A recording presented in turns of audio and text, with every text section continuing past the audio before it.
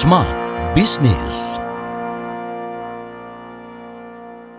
Halo Smart Listeners, jumpa lagi bersama dengan saya William Darmawan dalam podcast Smart Business. Gimana kabar Anda di kesempatan kali ini? Semoga semuanya berjalan dengan sukses dan lancar. Pada pertemuan podcast kali ini, kita akan membahas topik yang sangat menginspirasi tentang bagaimana menemukan ide bisnis yang berkelanjutan atau Sustainability Business Idea. Bersama dengan Mas Arto Biantoro, Brand Activist. Halo Mas Arto. Mas William, apa kabar? Gimana kabarnya? Merdeka, sehat. Sehat terus Senang ya. sekali akhirnya. Semangat terus ya, Mas. Ya, semangat dan senang bisa ketemu lagi di sini. Oke. Kalau gitu obrolan kali ini saya akan banyak menggali ya tentang ide-ide bisnis yang sustain atau berkelanjutan. Ya. Bagaimana Mas Arto? Pertama mungkin kita bedakan dulu ya. Sekarang isu sustainability ini sangat happening sekali. Jadi ada dua. Yang pertama sustainability dalam arti green business ya, yang berhubungan dengan keberlanjutan, upcycle, recycle dan lain-lain. Tapi satu sisi juga kita bicara tentang karakter kewirausahaan yang sifatnya sustainable, artinya berkelanjutan. Bagaimana kita punya bisnis yang bisa bertahan 10, 20, 30 tahun, bahkan sekarang kita sudah bisa melihat beberapa brand yang sudah masuk ke centennial 100 tahun gitu, dan itu mungkin hari ini penting buat kita bahas juga. Gitu. Yang berkelanjutan bisa 10, 20, 30 bahkan bisa turun-temurun ya. Betul, dan sebenarnya potensi untuk membangun bisnis-bisnis yang berkelanjutan seperti itu semakin besar ya, selama kita bisa memahami dan melihat apa yang menjadi nature dari kondisi kita hari ini gitu. Banyak orang yang selalu berbisnis karena melihat ada potensi hari ini. Sebenarnya yang harus dipikirkan adalah bagaimana melihat potensi di masa yang akan datang. Karena ketika pada saatnya seperti misalnya hari ini kita bicara electric vehicle aja, EV misalnya. Sekarang kita baru mulai nih, tapi potensi sesungguhnya itu mungkin baru bisa dilihat 5-10 tahun ke depan gitu. Nah, ini yang kemudian kalau kita menjadi seorang pengusaha masuk ke sebuah industri, kalau bisa melihatnya adalah apa yang akan dilakukan atau terjadi 5-10 tahun ke depan, sehingga kita membangun bisnis yang dipersiapkan untuk 10 tahun ke depan, bukan membangun bisnis yang sifatnya hanya happening, terjadi kalau dengar istilah lagi tren gitu. Lagi viral sesaat. Nah, itu menyeramkan. Oke. Ini kita berbisnis yuk, lagi viral. Yang namanya viral, dia punya masa, betul. Ketika dia punya masa, nah kita nggak tahu masanya. Jadi masanya bisa seminggu, sebulan, setahun. Nah, pada saat kita baru membangun usaha, masanya sudah lewat, selesai sudah. Nah, itu apa? Jebakan-jebakan Batman yang sering terjadi Jebakan Batman ya. di dalam dunia kewirausahaan kita. Baik. Nah, kenapa kita itu harus membuat atau merencanakan bisnis tapi yang berkelanjutan? Artinya kita sudah memikirkan ini bisnis bakal 10, 20, 30 tahun ke depan tuh akan sustain gitu. Ya, pertama ada semacam rumus informal ya, bahwa bisnis itu baru bisa dilihat setelah 5 tahun. Meskipun ada orang yang baru bisnis tahun pertama udah menguntungkan atau harus menunggu 10 tahun. Plus minus kalau ngomong sama banyak orang atau orang-orang yang berpengalaman, ya 5 tahun lah waktu yang paling pas gitu untuk settle. Maka kalau kita mau bicara bagaimana kita bisa melihat itu menjadi bagian yang paling penting, karena kita harus punya kemampuan yang pertama nih, bertahan di 5 tahun pertama itu. 5 tahun pertama ya? Itu kan penting banget. Ujian pertama ya? Betul, ujian pertama 5 tahun. Dari 5 tahun kita bisa belajar banyak, baru kita berkembang. Nah, banyak bisnis yang sebenarnya setelah 5 tahun profitable. Katakanlah misalnya begini, saya bikin coffee shop misalnya. Setiap bulan untung 10 juta. Happy nggak? Ya, happy. Tapi setelah 5 tahun, 10 juta dengan satu outlet itu nggak cukup besar. Jadi dia harus buka nih outlet. Mau berapa? 50 juta. Berarti harus punya 5 outlet. Begitu harus punya 5 outlet, maka tantangannya jadi berbeda kan? Tantangannya misalnya harus punya barista lebih banyak, punya logistik yang lebih besar, punya modal yang lebih besar, punya waktu yang harus lebih banyak untuk bisnis. Nah, bisa jadi kita berhenti di 5 tahun itu bukan karena kita nggak profitable, tapi karena untuk mendorong ke 5 tahun berikutnya lagi, which is 10 tahun berikutnya, itu berat karena kita harus mengeluarkan capital yang jauh lebih besar, dan itu kemudian menjadi dasar buat teman-teman yang membangun usaha. Sebenarnya 1-2 tahun itu adalah masa di mana kita menemukan feel yang paling tepat antara diri kita dengan bisnis itu sendiri.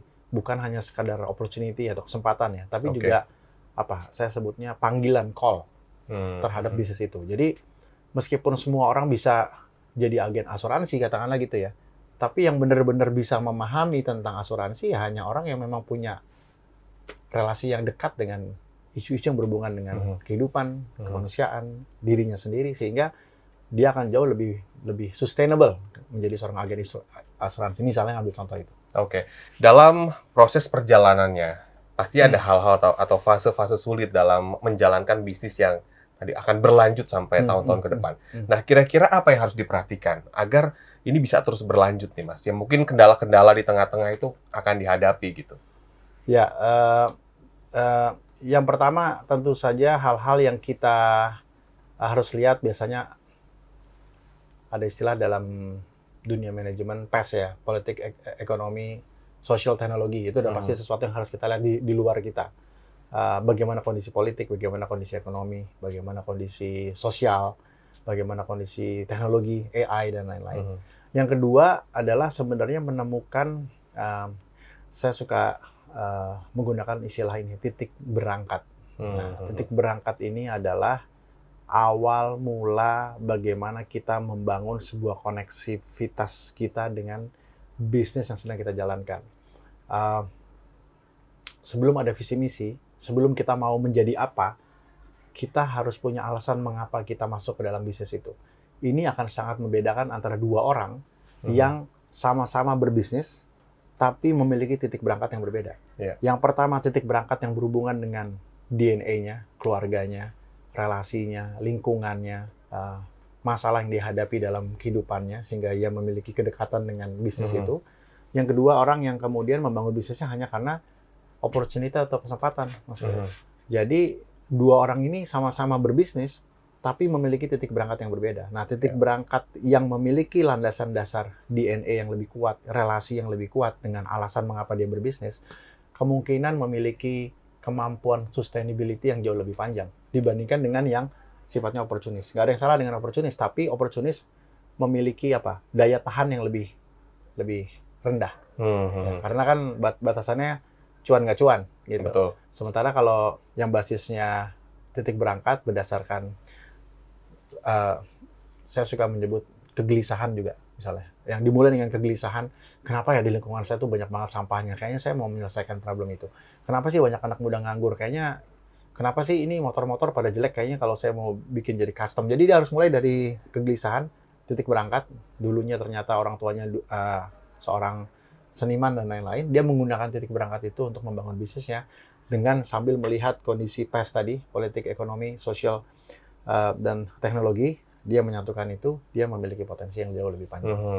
Jika bisnis sudah berkelanjutan, apakah perlu untuk go internasional? Dan bagaimana caranya? Mungkin juga banyak ya para pemilik bisnis atau juga yang sudah berkelanjutan, usahanya sudah puluhan tahun, itu ingin go internasional atau tidak perlu? Karena memang bisnis sudah begitu kuatnya. Bagaimana pendapatnya, Mas Arto? Itu tuh pertanyaan bagus, dan saya sering ya di dalam diskusi kami dengan teman-teman di komunitas, dengan pemerintah, dengan pemerhati, akademisi.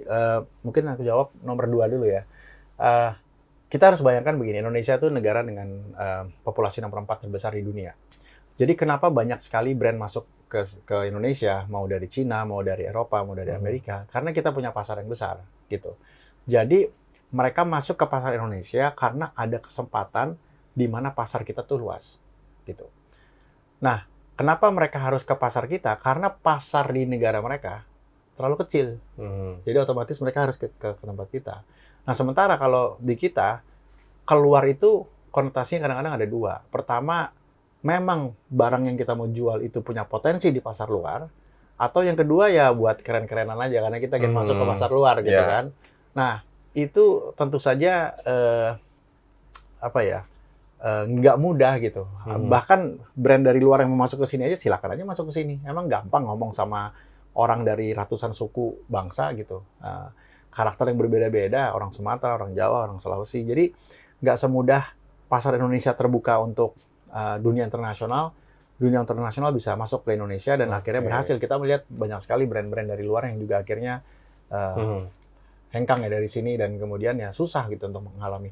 Apalagi juga brand kita yang sekarang masuk ke pasar luar. Meskipun lagi-lagi kita ingin dorong. Nah, kunci dari konsep berpikir tentang go internasional sebenarnya adalah pertama, apakah kita bisa memiliki potensi yang panjang atau apakah ini bisa membangun kredibilitas bisnis kita ketika kita membuka pasar di luar. Karena membuka pasar di luar itu juga sama dengan kredibilitas yang tinggi bagi masyarakat yang ada di sini gitu. Itu juga salah satu strategi kenapa banyak teman-teman entrepreneur atau pengusaha yang membangun strateginya masuk ke pasar luar gitu.